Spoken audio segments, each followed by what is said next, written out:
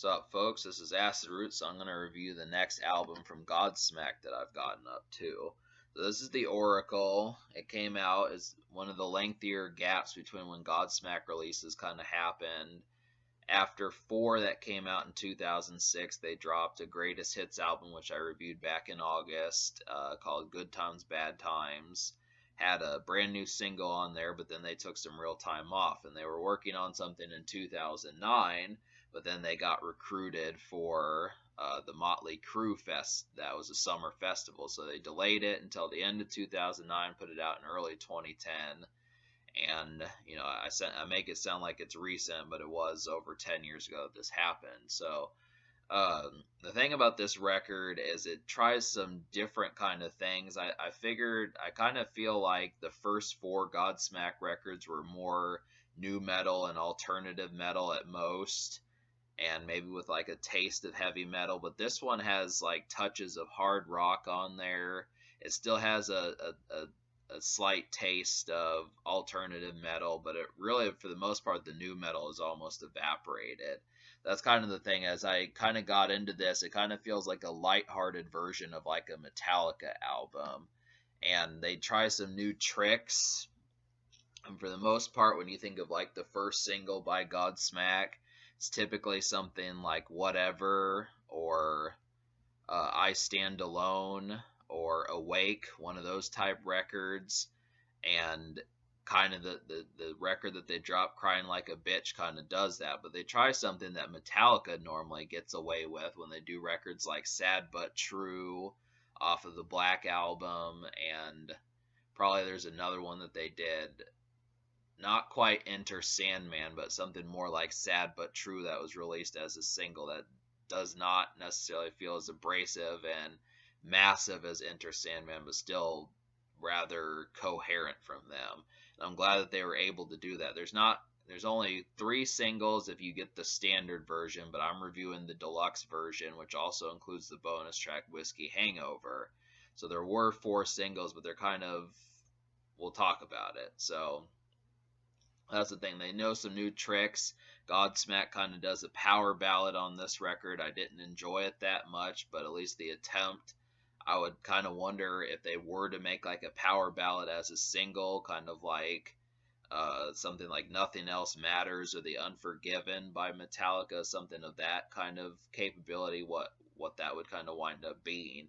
There are stadium records on here too, and that's kind of the thing. So this is kind of, all the rock hodgepodge Godsmack tried some new things while having like light touches of their old style, and it's kind of different. So that's kind of why I was so reluctant to kind of get to reviewing this, because I thought, for a lot of people kind of feel like Godsmack fell off after 2003, after their first 3 albums, but I give them their 4th album from 2006. But then I really have not, prior to today, I have not abundantly listened to this album. I do own it, but I haven't listened to it very much. So we'll talk about the single. So the first single is Whiskey Hangover, and that came out in 2009 when they were originally working on this record. And I like the way that was going. I mean, it feels kind of like Mud Shovel by Stained, I think it was, that did that song. Kind of feels similar. It's this feels like a car cruising song, real relaxed, not a vicious rock song like they're typically known to do. And I like the way that Godsmack kind of handled that, because most of the time, like I was saying, their singles are typically very abrasive. But the next one, the one that actually kicked off the true promotion for this album, was Crying Like a Bitch. And that sounds just like Whatever. Sounds just like some of those songs, Whatever, Keep Away, Awake, Greed, some of those early Godsmack records. But the thing about it is it's not really so much heavy metal, and it's not really new metal especially. It really feels more like a kind of lighter version of like hard rock. So it's kind of like what I was saying. It's not quite as much new metal. Love, Hate, Sex, Pain is kind of a mid-tempo record. I like the way that they handled the song.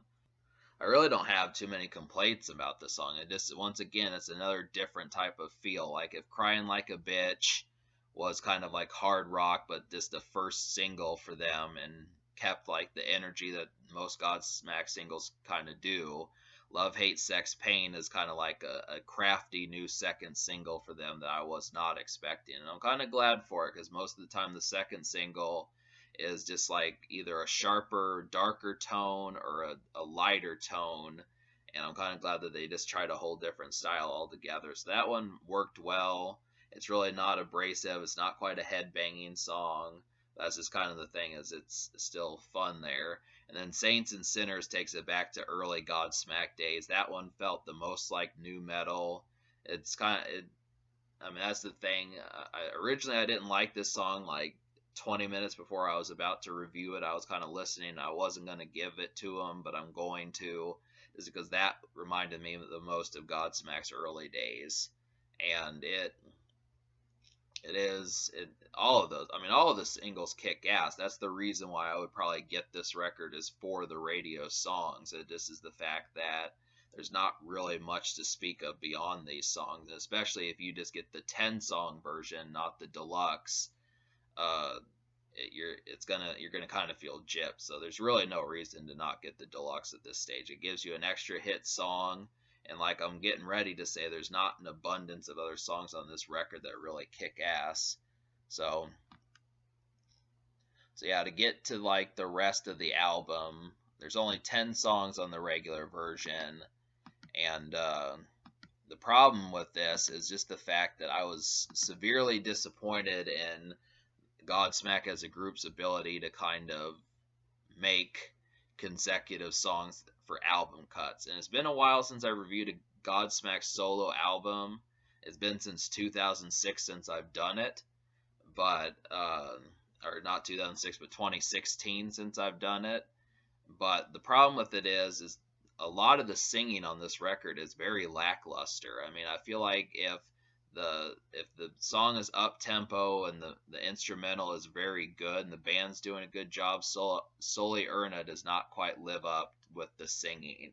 It's either not melodic or it's not convincing in terms of like a rock track that would get you up and out your seat. So it just is not very catchy, the singing, for the most part. This is probably the worst Godsmack record that I've paid attention to, and just in terms of like whether or not it's actually something that you're gonna vibe along to and kind of agree with. The singles don't have that problem, but when you look at songs like War and Peace, Devil's Swing, What If, some of these, Shadow of a Soul, I mean, a lot of these, the singing just does not compare. I think Faceless is one of their best albums that sings circles around this project, and extra songs off of the debut Godsmack album like Moon Baby and some of the first couple songs that you hear on that project. I mean, that was a blockbuster album for what they did, but there's really nothing else interesting besides the songs you're going to hear on the radio. And I do give them an extra song. I guess we'll just get into it. So out of 12 songs that are on like the deluxe version, I liked 5 of them, and I'll list those for you. These are the ones I recommend. So Crying Like a Bitch, Saints and Sinners, Love, Hate, Sex, Pain, The Oracle, and then Whiskey Hangover. So the thing about The Oracle is the Soli Erna's not even on the song. It's just an instrumental, but it's probably one of the most exciting ones on here. There's a headbanging bit at the end for moshing and stuff, and what would be the verses is interesting also. I would have liked to have seen what Sully could have done with that. And the only other song that I would even think to say, or well, there's a couple, but they don't really compare, is just Good Day to Die, and then the deluxe extra, I Blame You, are the closest that it really comes to being catchy, also energetic, and gets you excited and that sort of stuff. All the things that you would grade rock for, that's kind of how that would go. But yeah, there just was not enough exciting about this project. I mean, and honestly, these are not my favorite singles from Godsmack. I mean, if they had to be included on like another greatest hits album, if they were to do one later, I feel like the only real one that I would say competes with old songs like I Stand Alone, Awake, Running Blind, some of those, Shine Down, and keep away in those type songs would just be Love, Hate, Sex, Pain.